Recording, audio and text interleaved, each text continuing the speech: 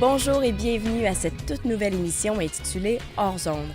Ensemble, nous allons découvrir des gens, des personnalités de chez nous qui ont osé sortir de leur zone de confort pour réaliser un de leurs rêves ou un projet qui leur tient particulièrement à cœur. Pour cette première émission de la série, je vous présente un couple de Sainte-Marie, âgés dans la trentaine, Isabelle Pagé et François Pomerleau, qui ont décidé de donner vie à un de leurs rêves les plus fous, partir en voyage à travers les Amériques pendant près d'une année avec leurs 3 enfants, Gabriel, Marguerite et Raphaël.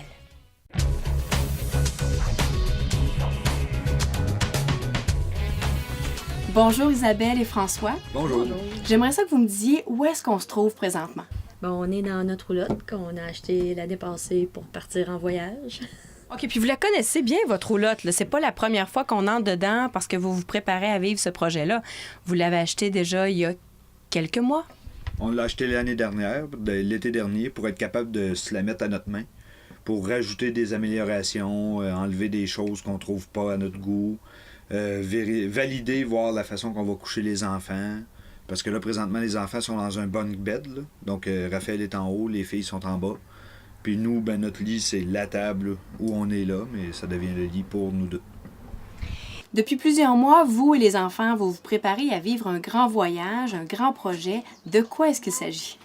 Bien, on part un an en voyage. Le premier projet qu'on avait versus ce que là, on pense faire a changé, là, mais on part avec la roulotte. Faire le Canada, les États-Unis. Puis, au début, on voulait aller plus en Amérique centrale aussi avec la roulotte, mais on a changé d'idée. Puis, on va laisser les choses dans le sud des États-Unis. On va prendre un avion, puis on va faire l'Amérique centrale, mais en style sac à dos. Toute la famille. Toute la famille. Alors, un bout en roulotte, puis un bout vraiment en sac à dos avec les enfants. Tout le monde est prêt à faire ça? Oui, ben oui. Oui, les 3 enfants, au début... C'était comme, on va vraiment faire ça pour vrai, puis nos amis, puis tout ça. Mais là, plus que ça avance, plus qu'ils sont dedans, puis qu'ils ont le goût là, vraiment de le faire. Là. C'est pas de faire le voyage qui les inquiète, c'est de quitter la place ici, dans le fond. Là. Mais camper, on a toujours fait. La roulotte, on a campé dedans aussi. Fait que ça, ils sont capables de... Ils visualisent, là, ils savent à quoi ça va ressembler. Là. Mais là, dites-moi, est-ce que vous avez fait un itinéraire de voyage ou encore vous allez improviser puis ça va être très spontané selon ce que vous allez vivre durant l'année? Disons que le premier 2 mois est un peu canné, là, mais pas beaucoup. Là. Nous, on part en voyage et c'est un open bar. Là. On s'organise, on va valider au fur et à mesure des rencontres. On peut décider de rester à quelque part parce qu'on aime ça 3 semaines. On peut décider de rester là 2 jours parce que, non, on n'aime pas, on continue. Donc, c'est vraiment... C'est pas... On a des petites idées, il y a des endroits qu'on va vouloir rester plus longtemps, mais il y en a d'autres que c'est... on le sait pas. C'est sûr que par rapport au pays, puis les vaccins, voyageurs et tout ça, c'est des visas. Il y a des choses qu'il fallait vérifier avant, là. Fait que donc, les pays qu'on va faire, c'est pas mal certain que c'est ceux-là.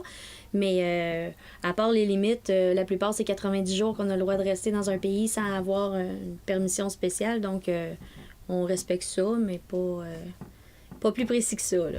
Est-ce qu'il y a des endroits qui sont pour vous des incontournables? Vous dites, peu importe s'il y a des choses qui changent dans l'itinéraire, il y a des villes, il y a des lieux, où est-ce qu'on veut s'arrêter? Oui. Il y a l'Ouest canadien, ça c'est sûr. Vallée de l'Okanagan, Vallée de Napa. Las Vegas. Mon Dieu, ça m'étonne. Je pensais que tu allais tout de suite dire Costa Rica. Oui, mais j'y vais dans l'ordre où on fait notre voyage. Puis ensuite, le sud des États-Unis, la Louisiane, la Nouvelle-Orléans. Puis l'Amérique centrale, c'est sûr que le Costa Rica, ça c'est comme ça va être nos vacances dans le voyage. Parce qu'au travers de tout ça, il faut faire l'école à la maison. Donc là, nos vacances seront probablement genre Costa Rica. Ensuite, il y a le Nicaragua. Entre les deux, il y a le Belize, le Salvador, mais on le sait pas. Tu sais, le Honduras. Guatemala aussi. Guatemala. Dites-moi donc, de quelle façon ce projet-là est né? Parce qu'au début, ça devait être seulement un rêve, j'imagine. Puis à un moment donné, vous êtes passé à l'action, vous avez fait des gestes concrets pour matérialiser votre rêve. Comment ça s'est passé pour vous? Je pense que le premier plan, c'était de partir 1 an. Point.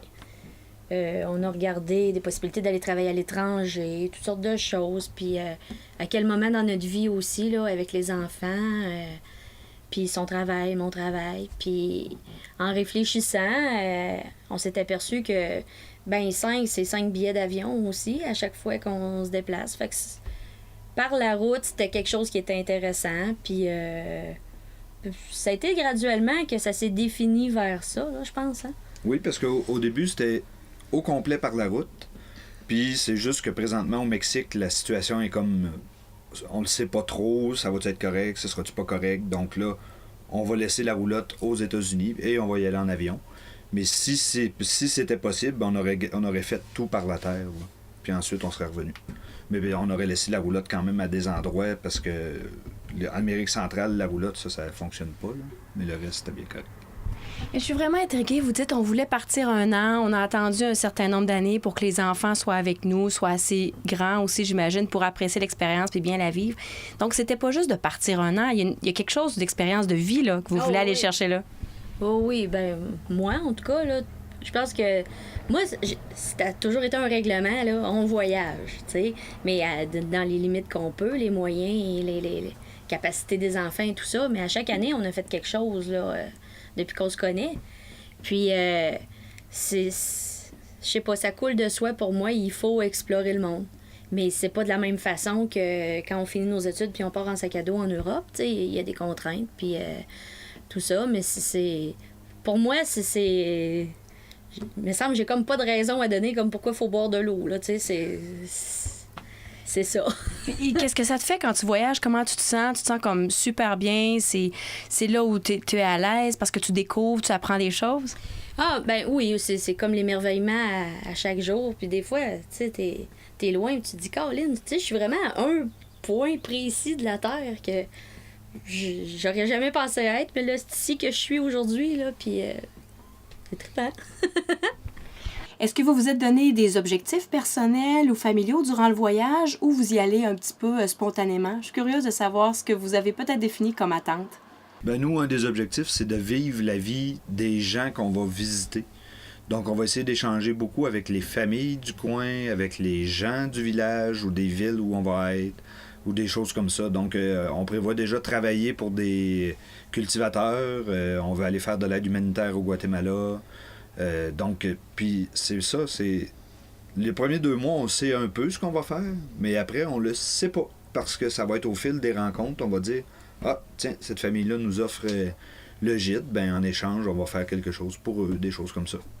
On essaie de beaucoup trouver des trucs pour rentrer en contact avec les gens, là, tu sais. C'est ça, quand tu t'offres pour travailler, ben le travail, on parle bénévolement, là. Ben c'est comme ça que ça te permet de rencontrer de proches les gens puis leur façon de vivre, là, plus que d'être à l'hôtel puis au restaurant, là. C'est une façon de voyager, de visiter, mais pour rentrer en contact, faut le faire autrement. Est-ce que ça a été facile d'impliquer les enfants dans ce projet-là?